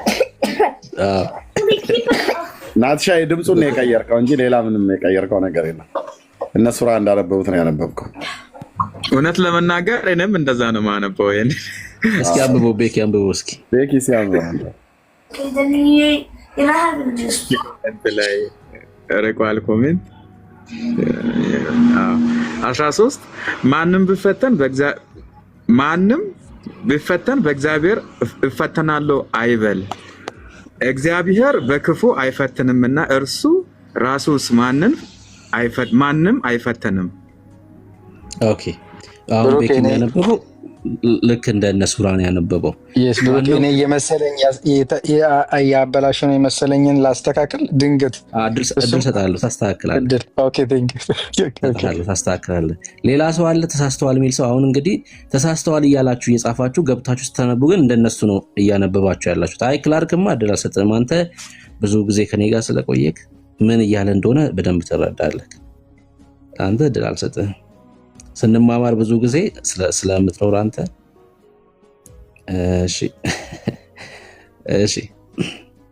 እሺ ሱራ አንብበው እስኪ ድጋሚ አንብበው። ኦኬ ማንም ሲፈተን በእግዚአብሔር እፈተናለሁ አይበል። እግዚአብሔር በክፉ አይፈተንምና እርሱ ራሱስ ማንንም አይፈትንም። ቅድም አይፈትንምና ያልኩት ሳይሆን ተነሱ አይፈተንምና ነው። እንደዛ ነው። ቅድም ስታነቡ አይፈትንምና ያላችሁ ነበር ስታነቡ የነበረው አይደል? አሁን ደግሞ አይፈተንምና አልክ። አሁን ምንድነው ቁም ነገሩ? መጽሐፍ ቅዱስን ስናነብ ለምሳሌ እግዚአብሔር በክፉ አይፈትንም የሚል ነገር በተደጋጋሚ ጆሮአችን ላይ ስለሚመጣ ጆሮአችን ስለለመደው ስናነበውም ቃሉ የሚለውን ሳይሆን ጆሮአችን የሰው ልጅ ፕሮግራም ነው። እሺ ፕሮግራም ነው የምንሆነው። ብዙዎቻችን ፕሮግራም ሆነናል። ለምሳሌ አንዳንድ ሰው ስለ ማርያም ሲወራ ይቆጣል። ለምን መሰላችሁ የሚቆጣው? ፕሮግራም ስለሆነ ነው። ጭንቅላት ውስጥ በጣም በተደጋጋሚ በመስማት ማርያምን በቃ ዲዛይን ተደርጋለች ጭንቅላት ውስጥ። የምንሰማውም ነገር ልክ እንደዛ ፕሮግራም የሆነና ቃሉን ስናነበው ሰዎች የሰበኩትን ነገር ይዘን ስለምንመጣ ወደ ቃሉ በትክክል ሐሳቡን እንዳናገኝ ይከለክለናል። ምን እያልኳችሁ ነው? መጽሐፍ ማንበብ ትፈልጋላችሁ? በህይወታችሁ ላይ ለውጥ የሚያመጣ መጽሐፍ የእግዚአብሔርን ቃል አንብቡ። ለውጥ የሚያመጣው የእግዚአብሔር ቃል ነው። የሚፈውሰው የእግዚአብሔር ቃል ነው። እናንተን የሚያሳድጋችሁ የእግዚአብሔር ቃል ነው። የሚያስተምር ራሱ የእግዚአብሔር ቃል ነው። አስተማሪው ራሱ እግዚአብሔር ነው። በህይወታችሁ ላይ አጋዥ መጽሐፍ ከፈለጋችሁ ለዚህ ለምድሩም ኑሮ እኮ ነው ብላችሁ ለዘላለምም ህይወት ይሁን የእግዚአብሔርን ቃል ብቻ አንብቡ። ስናነብ ግን እንዳልኳችሁ ፕሮግራም ከሆነ አእምሯችን ጭንቅላታችን አውጥተን በስርዓት ማለት ነው ቃሉ የሚለውን። አሁን ይሄ ቃል ክርስቶሎጂ ነው በራሱ ማለት ነው። ምን ላሳያችሁ መሰላችሁ? ለምሳሌ ያዕቆብ 1:13 ላይ በትክክል ካነበብነው ክርስቶሎጂን እንማርበታለን። ከዚህ ክፍል እግዚአብሔር በክፉ አይፈትንምና ሳይሆን አይፈተንምና ነው የሚለው። ማን ነው በክፉ ማይፈተነው? እግዚአብሔር ራሱ ነው። እሺ አሁን አግኝታችሁታል ሐሳቡን። እግዚአብሔር በክፉ አይፈተንም ማለት ሉቃስ ወንጌል መጽሐፍ ምዕራፍ 4 ቁጥር 2 እስኪ ፖስት አድርጉልኝ። ሉቃስ ወንጌል መጽሐፍ ምዕራፍ 4 ቁጥር 2 አያችሁ፣ ክርስቶሎጂ ራሱ ከዚሁ ከቃሉ ትማራላችሁ ማለት ነው። ነገረ ክርስቶስን ማለት ነው። እሺ ያዕቆብ 1:13 እግዚአብሔር በክፉ አይፈተንም ብሎናል። እሺ ሉቃስ 4:2 40 ቀንም ከዲያብሎስ ተፈተነ ይላል። እንዴ 40 ቀን ተፈተነ። እግዚአብሔር በክፉ አይፈተንም ብሎን 40 ቀን ተፈተነ ሲለን ምን እያለን ነው ታዲያ? ኢየሱስ አዎ አምላክ ነው፣ በክፉ አይፈተንም። ደግሞስ ሰው ነው ኢየሱስ እና በስጋ ተፈተነ። አያችሁ፣ ነገረ ክርስቶስንም ቃሉ ራሱ ያስተምረናል። ሲፈተን እንመለከታለን። ለምን? በስጋው የአዳምን ስጋ ስለያዘ በስጋና በደም ስለተካፈለ እና ሲፈተን እንመለከታለን። ደግሞም እርሱ ኢየሱስ አይፈተንም በክፉ። ለምን? አምላክ ነው። ሁለቱን ባህሪያት በስርዓት እንመለከታለን በክርስቶስ ኢየሱስ ላይ ማለት ነው። ሁለቱም ባህሪያት አገኘን። ምን የማይፈተነውን በክፉና በስጋ የተፈተነውን ባህሪ ማለት ነው። እና ራሱ ቃሉ ራሱ ነገረ ክርስቶስንም በዚህ መልኩ ያስተምረናል በጥንቃቄ ስናነበው ማለት ነው። እና እንደዚህ አይነት ነገሮችን በደንብ እንደዚህ ስናነብ ቃሉ ራሱ ያስተምራል ለማለት ነው። ያው እንትን ሆኖ አይደለም እንደዚህ አይነት ነገሮች ላይ ትኩረት ማድረግ። ጌታ ክርስቶስ ኢየሱስ በግርግም ተወለደ እንላለን አይደል? ብዙ ጊዜ ኢየሱስ ክርስቶስ በግርግም ተወለደ፣ ኢየሱስ ክርስቶስ በግርግም ተወለደ አይደል? እንደዛ ነው። ሱራ የት ነው የተወለደው ጌታ? ያ እንደዛ ነው እንግዲህ ሲሰማ ያደኩት። በግርግም የት ነው የተወለደው? በግርግም ማስረጃ እስቲ።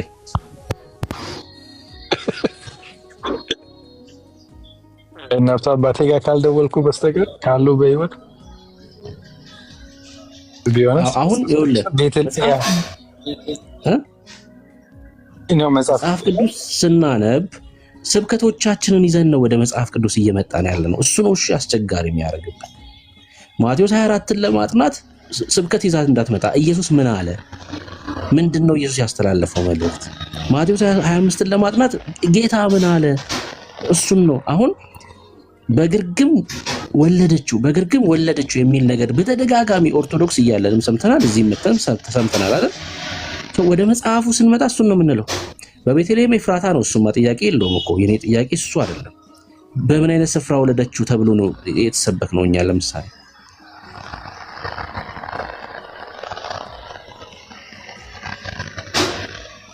እሱ ነው እንድታስተውሉ የሚያስፈልገው። መጽሐፍ ቅዱስን ስናነብ በጥንቃቄ ይፈልጋል እያንዳንዱ ነገር። በበረት እሺ፣ ኢቫን እሺ፣ በበረት የሚል ጥቅስ ስጪኝ አንዴ። ሰብሌ ላስቸግርሽ አንዴ፣ ቆይ ኢቫንን ላስገባት። በረት ማለት ያው ግርግም እኮ ማለት ነው፣ ሌላ አይደለም እኮ። ቃሉን ቀየርሽው እንጂ በረት ማለት ግርግም ማለት ነው። እስኪ ጥቅስ ንገሪኝ፣ ነይ ግቢና በበረት ተወለደ የሚል ጥቅስ ንገሪኝ እስኪ። በበጎች ማደሪያ ና፣ እሺ ሎርድ ና ግባ። ኢንቫይት ላድርጋችሁና ግቡ እስኪ። ጥቅስ እንድትነግሩን እኮ ነው። እሺ ጥቅስ ጻፉልን፣ አትግቡ። እሺ ጥቅስ ፖስት አድርጉልን።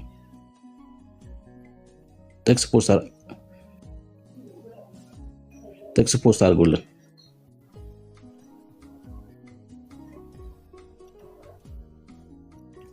እንዴ ጻፉ እንጂ። አሁን አልተጻፈም የምትሉ ሰዎች በደንብ ነው ማቃችሁ። ያው ስለማቃችሁ ስንማማር ምናምን ኮሜንት ላይ ስለማቃችሁ ነው። እናንተ ቤተልሔምማ ያው እንዴ ምን ጥያቄ የለውም እኮ። ከገሊላ ተነስተው ወደ ቤተልሔም ሄደዋል። ሉቃስ 2:7 ላይ በግርግም ወለደችው ይላል አይልም? እሺ ይኸውላችሁ እንደዚህ አይደል የሚለው። ሉቃስ ወንጌል መጽሐፍ ምዕራፍ 2 ላይ ቆጠራ እንደሚካሄድ ይነግረናል። ይኸውላችሁ በደንብ ስሙ። ቆጠራ ነበር አይደለ? እሺ ሉቃስ 2 በዚያም ወራት ዓለም ሁሉ እንዲጻፍ ከአውጉስቶስ ቄሳር ትእዛዝ ወጣች። ምን ቆጠራ ማለት ነው። ቄሬኖስ ደግሞ በዛ ሰዓት በሶሪያ ሀገር ገዢ ነበር። ከዛ እሱ ገዢ በነበረበት ሰዓት የመጀመሪያው ጽፈት ሆነ ይለናል። ቆጠራ እንደሚካሄድ እየነገረን ነው መጽሐፉ። ቆጠራው ደግሞ ሲካሄድ ሁሉም ሰው ወደ የሀገሩ መሄድ አለበት። ለምሳሌ በጣም ቀላል ነገር ላሳያችሁ። ልጆቻችሁን ዩኒቨርሲቲ ሄዳችሁ አስመርቃችሁ ታውቃላችሁ? ኢትዮጵያ ውስጥ ያላችሁ ሰዎች አስመርቃችሁ ታውቃላችሁ? ለምሳሌ እኔ አሁን ቡሌ ሆራ ሄጄ አውቃለሁ ጓደኛዬን ለማስመረቅ። ቡሌ ሆራ ሄድን ጊዜኛ ከተማዋ ጥብብ ብላ ነበር። አልጋ ለማግኘት እንኳን ተቸግረን ነበር። ለምን? ከተለያየ አካባቢ ተማሪዎችን ለማስመረቅ ሰዎች መጥተው ስለነበር ወደዛ ስፍራ አልጋ እንኳን ለማግኘት ተቸገረን። ምን ይዝበት ማለት ነው። በጣም ችግር ውስጥ ነበር። ለምን? ከተማዋ ከአቅም በላይ ሆና ነበር፣ በሰዎች ተጨናንቃ ነበር። አሁን እዚህ ስፍራ ላይ እየነገረን ያለው ሁሉም ወደየከተማው እንደሚሄድ ይነግረናል። ማርያም የት ነው የምትኖረው? ገሊላ ከተማ ነው የምትኖረው። ቤቷ የት ነው? ገሊላ ከተማ። ገብርኤል የት ነው ያበሰራት? ገሊላ ከተማ። ግን እሷ ትውልዷ የት ነው? የዳዊት ወገን ናት። የዳዊት ልጅ ናት። ዮሴፍስ የዳዊት ልጅ ነው። አሁን ይኖሩበት ከነበረው ከቤታቸው ተነስተው ወዴት መጓዝ አስፈልጓቸዋል ማለት ነው? ቆጠራ ወደሚደረግበት ስፍራ ወደ የሀገራቸው። ለምሳሌ ቤተልሔም ይኖር የነበረ የገሊላ ሰው ወደ ገሊላ ይመጣል ማለት ነው። ገሊላ እየኖረ ያለ ደግሞ የቤተልሔም የይሁዳ ዘር ደግሞ ወደዛ ወደ ሀገሩ ይሄዳል። አሁን ሁሉም እያንዳንዱ ይጻፍ ዘንድ ወደ የከተማው ሄደ። አሁን ወደ ከተማቸው ሲሄዱ ከሚኖሩበት ስፍራ ስለሚንቀሳቀሱ ማደሪያ ያስፈልጋቸዋል እዛ ማለት ነው። ለምን? ከቤታቸው ወጥተዋል። የተለያየ አካባቢ ነው የሚያድሩት። ከዛስ ዮሴፍም ደግሞ ከዳዊት ቤትና ወገን ስለነበረ ከገሊላ ናዝሬት ከተማ ተነስቶ ወደ ቤተልሔም ወደምትባል ወደ ዳዊት ከተማ ወደ ይሁዳ ጸንሳ ከነበረች ከእጮኛው ከማርያም ጋር ይጻፍ ዘንድ ወጣ ይላል። አብረው ተያይዘው ወዴት ሄዱ? ወደ ቤተልሔም ሄዱ። ወደ ኤፍራታ መንደር ማለት ነው። አሁን መኖሪያ አይደለም እዛ ያላቸው ማለት ነው። ወደ ሆነ ቦታ ተጠግተው ነው ማደር ያለባቸው። መኖሪያ ቤታቸው ገሊላ ነው። የገሊላ እዚህ ደግሞ ቤተልሔም የነበረው ደግሞ ወዴት ይሄዳል? ወደ ትውልድ ስፍራ ወደ አንድ በኩል ወደ አንድ ቦታ ይሄዳል ማለት ነው። እሺ አሁን ለካስተኛቸው ነው የሚለው። እሺ ከዛ ደግሞ ይላል በዚያ ሳሉ የመውለጃዋ ወራት ደረሰ ይላል። የት? ለቆጠራ በሄደችበት። ትንቢቱ ይፈጸም ዘንድ እኮ ነው። ይወለዳል የተባለው የት ነው? በዛ በኤፍራታ አይደለ? በብሉይ ኪዳን መጽሐፍት ይሄ በደንብ ተነግሯል። በደንብ ተነግሯል። አንቺ ቤተልሔም ኤፍራታ ሆይ አንቺ በይሁዳ ከአላፋት መካከል ትሆኚ ዘንድ ታናሽ ነሽ፣ ከአንቺ ግን አወጣጡ ይላል። እሺ ከቀድሞ ጀምሮ ከዘላለም የሆነ በእስራኤል ላይ ገዢ የሚሆን ይወጣልኛል። ከየት? ከኤፍራታ። መሲሁ የሚወለደው የት ነው? ኤፍራታ ነው። የት ነው? የዳዊት ልጅ ነው። ለቆጠራ መጡ ወደዚህ። በቆጠራ በመጡበት ሰዓት ማርያም መውለጃ ሰዓቷ ደረሰ። ከዛስ የበኩር ልጇንም በግርግም ወለደችው ይላል አይልም? አይልም። አያችሁ? የበኩር ልጇን በከብቶች በረት ወለደችው ይላል አይልም? የበኩር ልጇን ወለደች ይላል። የት ወለደች? በግርግም በመጠቅለያም ጠቀለለች ይልና በእንግዶች ማደሪያ ስፍራ ስላልነበር ይላል። አያችሁ? ለምን? ቤቷን ለቃ ነው የመጣችው ማርያም። ቤቷን ለቃ ነው የመጣችው። የሚኖሩት ገሊላ ነው። አሁን ለቆጠራ ወደዚህ መጥተዋል። ትርምስምስ ወጥቷል ከተማው። ከዛስ ስፍራ አልነበረም በእንግዶች ማደሪያ፣ በግርግም አስተኛችው ነው የሚለው። እሺ በደንብ በቃ እንደዚህ በቃላቶችን በጥንቃቄ እንደዚህ ማየት ይፈልጋል። በግርግም ምን አደረጋችሁ? በከብቶች በረት አስተኛችው። በግርግም ምን አደረጋችሁ? አስተኛችሁ። ለምን? ስፍራ አልነበረም። በማደሪያ በእንግዶች ማደሪያ ስፍራ አጡ። ቅድም እንዳልኳችሁ ከተማ ይጨናነቃል። ከተለያየ አካባቢ ነው ለቆጠራ የሚመጡት ሰዎቹ። የከተማው ቢዚ ነበር ምናምን እና ስፍራ አልነበረም። በእንግዶች ማደሪያ ስፍራ አልነበራቸውም። ታዲያ ምን አደረጉ? በግርግም አስተኛችሁ። በግርግም አስተኛችሁ። ቃሉ እንደዚህ ነው የሚለው። አሁን እንዳልኳችሁ አሁን ይሄ ትልቅ ምናምን ነገር ሆኖ አይደለም፣ ግን ቃሉን በዚህ ልክ በጥንቃቄ ካጠና ነው ግን የእግዚአብሔርን ሐሳብ አንስተው መጽሐፍ። ለዛ ነው ሰዎች እኮ በዚህ ልክ ማጥናት ይቸገሩና ውሃ ያድናል ይልሃል፣ ይመጣልና የጌታ እራት ያድናል ይልሃል፣ ከዛ በተክልዬም ድናሉ ይልሃል፣ ይመጣልና መጽሐፍ ቅዱስን በአግባቡ ሳያጠና ሲቀር ሰው እንደዚህ ነው የሚሆነው። እና በትክክል የእግዚአብሔርን ሐሳብ ለማግኘት የምትፈልጉ ከሆነ የሰማነውን ስብከት ሳይሆን፣ ለምን ሰዎች የተለያዩ ነገር ሊነግሩን ይችላሉ። ስብከቱን እናስቀምጥና የእግዚአብሔርን ቃል ለህይወት እናጥና። በቃ እግዚአብሔር ያስተምራል፣ ይለውጣል። እግዚአብሔር መጋቢ ነው። እግዚአብሔር መምህር ነው። እግዚአብሔር ጠባቂ ነው። እግዚአብሔር አይንን የሚያበራ ነው። የልብን አይን የሚያበራ ነው። ይሄን እላችኋለሁ። ሱራ አሁን ከጠየቅከኝ ማለት ነው እነዛ አጋዥ መጽሐፎች አስፈላጊ እንደሆኑ አውቃለሁ፣ ግን የእግዚአብሔርን ቃል አንብብ። በቃ እሱ ሁሉን ነገር ይለውጣል። እግዚአብሔር ሁሉን ነገር ይለውጣል። በህይወታችሁ መለወጥ ትፈልጉ ከሆነ ረጅሙን ሰዓት ከእግዚአብሔር ቃል ጋር አሳልፉ። በቃ ከእግዚአብሔር ቃል ጋር ካሳለፋችሁ ነገራችሁ ይቀየራል። ክብር ለኢየሱስ ይሁን። ይሄ ልላችሁ ነውና ኢየሱስ ያድናል። ተባረኩ። ቀጥሉ ኤርሚዬ።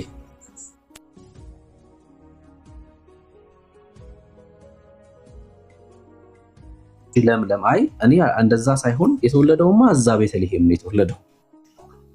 ከገሊላማ ለቆጠራ መጥተዋል ወደዚህ። እሺ ለቆጠራ ወደዚህ መጥተዋል፣ ወደ ቤተልሔም መጥተዋል። የተወለደው ቤተልሔም ነው፣ ገሊላ አይደለም የተወለደው። ከዛ ግን በእንግዶች ማደሪያ ስፍራ አጡ። ከዛስ በግርግም አስተኛችው። ጌታን በመጠቅለያ ያጠቀለለችውና በግርግም አስተኛችው። ይሄ ነው የተወለደውማ ገሊላ አይደለም። ትንቢቱ እኮ ይፈጸማል። እግዚአብሔር የተናገረው የማይፈጸም ነገር የለም። እሺ እግዚአብሔር ተናግሮ የማይፈጸም ነገር የለም። እግዚአብሔር የተናገረው በሙሉ በአዲስ ኪዳን ተፈጽሟል። አሁን ወደፊትም ደግሞ የሚፈጸመው አለ። እስራኤል ተዘልሎ ይቀመጣል ይላል አይደል? አዎ እስራኤል ተዘልሎ ይቀመጣል። ትነግሳላችሁ ብሏል አይደል ቃሉ? አዎ ትነግሳላችሁ፣ ትነግሳላችሁ። የእግዚአብሔር ቃል የተናገረው በሙሉ ይፈጸማል። ጌታ ክርስቶስ ኢየሱስ በደብረ ዘይት ተራራ እግሮቹ ይረግጣሉ ብሏል አይደል? አዎ ይረግጣል። ታያላችሁ ባይናችሁ። የደብረ ዘይት ተራራ ለምንድን ነው እየተሰነጠቀ ያለው? አይታችኋል? ተከታተላላችሁ? ቪዲዮ ምናምን ቼክ ታደርጋላችሁ? ለምንድን ነው አሁን እየተሰነጠቀ ያለው? ማውንት ኦሊቭ ብላችሁ ቼክ አድርጉ እስኪ። ለምንድን ነው ክራክ እያደረገ ያለው? ትንቢቱ በቃ ስለሚፈጸም እኮ ነው። ትንቢቱ ስለሚፈጸም እግዚአብሔር የተናገረ ሁሉ ይሆናል። ዳንኤል ይቀጥሉ።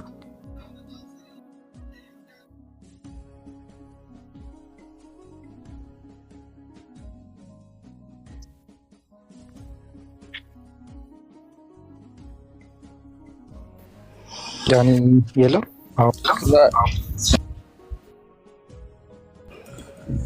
ብሩኬ እግዚአብሔር አብስቶ ይባርክ፣ ጸጋ ያብዛልህ። በጣም ደስ ይላል እውነት ከቃሉ ጋር እኔ አንብቤ እኮ ምን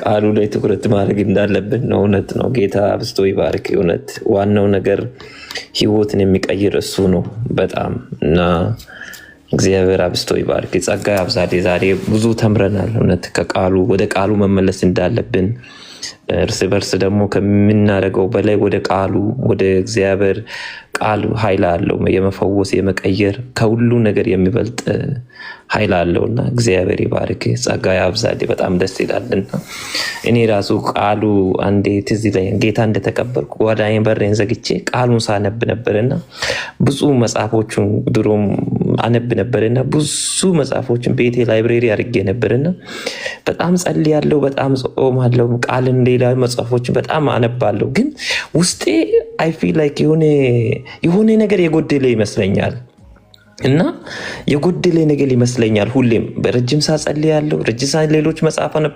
ግን አንድ ቀን ምን ሰማው? እነዚህ ዓለም ላይ ሁሉ የተጻፉ ክርስቲያናዊ መጽሐፎች ሁሉ መነሻው ከየት ነው ከተባለ ከእግዚአብሔር ቃል ነው።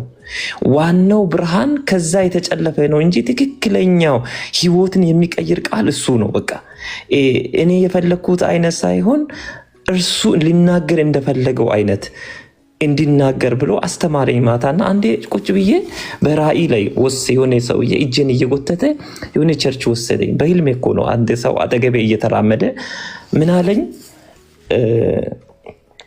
የሆነ ቸርች ሲገባ ሰዎቹ ይዘላሉ፣ አሜን ይላሉ። በጣም ያጽናና ቃል ነው የሚሰሙት። ሰው ቸርች ሁሉ አክቲቭ ነው። ከዛ ሰዎቹ አያለው፣ መድረኩም ቤቱም በቃ ጩኸቱ ሙቀቱ ሊነግራቸው አልችልም። ከዛ ሰውዬ ይዞ ወጣኝና ሌላ ቤተ ክርስቲያን ውስጥ ወስዶ አስገባኝ። ሌላ ቤት ውስጥ አስገባ። ሰውዬው ራእይ መጽሐፍ ያስተምራል። እኔ በዛን ሰዓት ማውራችሁ በጌታ 3 ወር ሆኜ እያለው ነው ይሄ ራእይ። ከዛ እዛ ቸርቹት ሰውየው መድረክ ላይ ብቻ ነው ደስተኛ እንጂ ሰዎች ሁሉ ደስተኛ አይደለም። እንደፈለጉት እየሆነ አይደለም። በቃ ውስጡ እርስ በርስ ይነጋገራሉ። ምን ይላሉ? ለምን መጣው ይላል። ማንም አብዛኛው ሰው ፎከስ እያደረገ አይደለም ሰውየው የሚያስተምረው መጽሐፍ እና መድረክ የሚያስተምረው ሰው ብቻ ነው ደስተኛ ሆኖ ቃሉን እየሰማ የነበረው እና ሰውየው ወጣና ምን አየ አለኝ። አጠገቤ ያለው ወክ እያደረገ የነበረው እኔ ግራ ገባኝ። ቅድም ያለው በጣም ሰው በደስታ እዚህ ጋር ያለው ግን መድረክ የሚያስተምረው ሰው ነው እንጂ ሌሎቹ ደስተኛ አይደለም። ውጭ ያወጣና ሚላለኝ እግዚአብሔር ቃል እኛ የምንፈልገው የምናገኘው ሳይሆን ቃሉ ራሱ ማንበቡ ማስተማሩ በቃሉ መኖሩን በረከት ነው። ስለዚህ እግዚአብሔር ቃል ሕያው ነው፣ የሚሰራ ነው። ቃሉ ሁሉም ለህይወት የተሰጠ መመሪያ ነው አለኝ በህልሜ ማለት ነው። ከዛ በቃ ከእንቅልፍ እንደተነሳው ምንድነው ለካ እግዚአብሔር ቃል ሁሉም የሱ ቃል እሱን ከተቀበልን ቃሉ ሁሉ ለኛ ህይወት ነው። ዘፍጥረት እስከ ራእይ የሚለይ ነገር የለም። ትሞታለም ትኖራለም የእግዚአብሔር ቃል ነው። ስለዚህ ቃሉ ለካ ትኩረት ማድረግ ያለብኝ እሱ ነው ብዬ ግን ሌሊት እኮ ነው ጠዋትን እግዚአብሔር ጸለይኩ ራእዩን ጻፍኩና ለምን እንደከፈትኩ አላቅም በጌታ ከፍቼ አላቅም። ከዛ በፊት ስከፍት ራእይ መጽሐፍ ላይ መጀመሪያ ገጽ ሳነበው ይሄን ቃል የሚሰማም የሚያነብም የሚሰማም የሚጠብቅም የተባረከ ነው ይላል። ከዛ ወዲህ ለካ ቃሉ ማንበቡ ፈውስ አለ ወገኖቼ። ቃሉ ስናነበው ቃሉን በቃ እግዚአብሔር ቃል ሕያው ነው የሚሰራው ከትንቢት ሁሉ የሚበልጥ ነው። ልክ እሱ ላይ ፎከስ ስናደርግ ምሳሌ 2 ላይ የሚናገረው አለ አይደል? በእርሱ ላይ ፎከስ የእግዚአብሔር ጥበብ እናገኛለን፣ እግዚአብሔር መፍራት የእግዚአብሔር እውቀት እናገኛለንና ቃሉ ከሁሉ ይበልጣል። እና ቃሉ ላይ እውነት ትኩረት እንድናደርግ ስለመከርከኝ ብሩኬ እግዚአብሔር አብስቶ የባርክ ጸጋ ያብዛልኝ። እውነት ነው። በቃ ዋናው ትልቁ ነገር ወደ ቃሉ እንመለስ ወገኖቼ። አሁን ብዙ ዘመን ምንድነው ትንቢት ጥሩ ነው፣ ፈውስ ጥሩ ነው፣ ታምራት ጥሩ ነው፣ እነዚህ ሁሉ ጥሩ ናቸው። ነገር ግን ከሁሉ የሚበልጠው አለ የእግዚአብሔር ቃል። እንደ አለት ወጀቡ ነውጡ ቢመጣ ትንቢቱ ፈውሱ ብቻ አይደለም እኮ ቃሉ ያጸናናልና በቃሉ ላይ ትኩረት ማድረጉ በቃ እግዚአብሔር እውነት ዛሬ በባሪያ በኩል ላንተ የተናገረው ቃል ለትውልድ በቃ በረከት የሆነው እውነቱን ቃል እንዲያውቁ አሁን ቅድም አለ የሰማነው ነገር ይዞ እየሄደን ነው። ቃሉን ደግሞ በመሰለና ደስ ባለ መንገድ እየተረጎምነው ነው። እውነት እንደተጻፈው እንድንረዳ የሚያደርግ ጸጋ ባንተ ውስጥ እግዚአብሔር ስላስቀመጠ አመሰግናለሁ ወገኖች። እኛም ከሁሉ የሚበልጥ አለ። በቃ የዳነው በክርስቶስ ነው። የሚያጸና ጸጋ አለ። እውነትን ታውቃላችሁ። ያቺ ያወቃችሁ እውነት ነፃ ታወጣለች። ነፃ የሚያወጣ የእግዚአብሔር ጸጋ ተሰጥቶናል። ቃሉ ላይ እናንብብ፣ ጸሎት ላይ እንትጋ፣ እርስ በርስ እንዋደድ። ጌታ ከኛ ጋር ነው። ተባረኩ። ስለሰጠ እድል ሁሉ ተባረኩ። እግዚአብሔር አብስቶ ይባርካችሁ።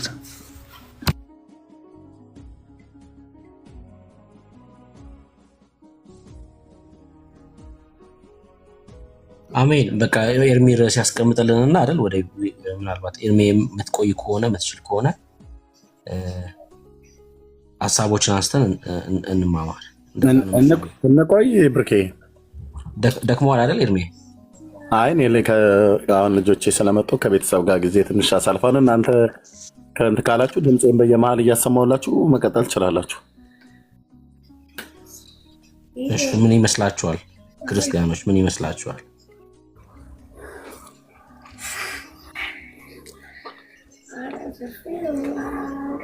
ብሩኬ አንተም ማረፍ ካለብህ ረጅም ሰዓት ነው ብሩኬ አንተም የተቀመጥከው። ኦልሞስት 5 ሰዓት ያልተቀምጠናል። አይ ይበቃል። 5 ሰዓት ሆነዋል። 5 ሰዓት ያህል ሆኖናል። 5 ሰዓት ያህል ሆኖናል። እረፍት አድርጉ። ሁላችሁም ተባረኩ። እናንተማ እረፍት አድርጉ። እኛማ ኦልሬዲ ራሳችንን እየታዘብን ነው የዋልነው ዛሬ። ስለዚህ ሌሎቹ አንብቡ። ኤርሚና ብሩኬ ፊቸር ፓስተር ብሩኬ እናንተ አድርጉ፣ ሌሎቹ ዳይ ወደ ማንበብ ማለት ነው። እና በቃ መልካም ምሽት ቀን ለሆነላችሁ ደግሞ መልካም ተባረኩ። ለዚህ ነው መጽሐፍ ቅዱስ አንብቡ አንብቡ አንብቡ አንብቡ አንብቡ ብለን የምንለው። አሁንም መጽሐፍ ቅዱስን አንብቡ፣ እናንብብ፣ አነባለሁ። ኤርሚዬ ተባረከ፣ ጸጋ ያብዛልህ። ዋትሳፕ ሜሴጅ ቼክ ብታረግ ጥሩ ነው። እሺ ብሩኬ አንተም እንደዛ ተባረኩ። ሰላም ሁኑ። ጸጋ ያብዛላችሁ።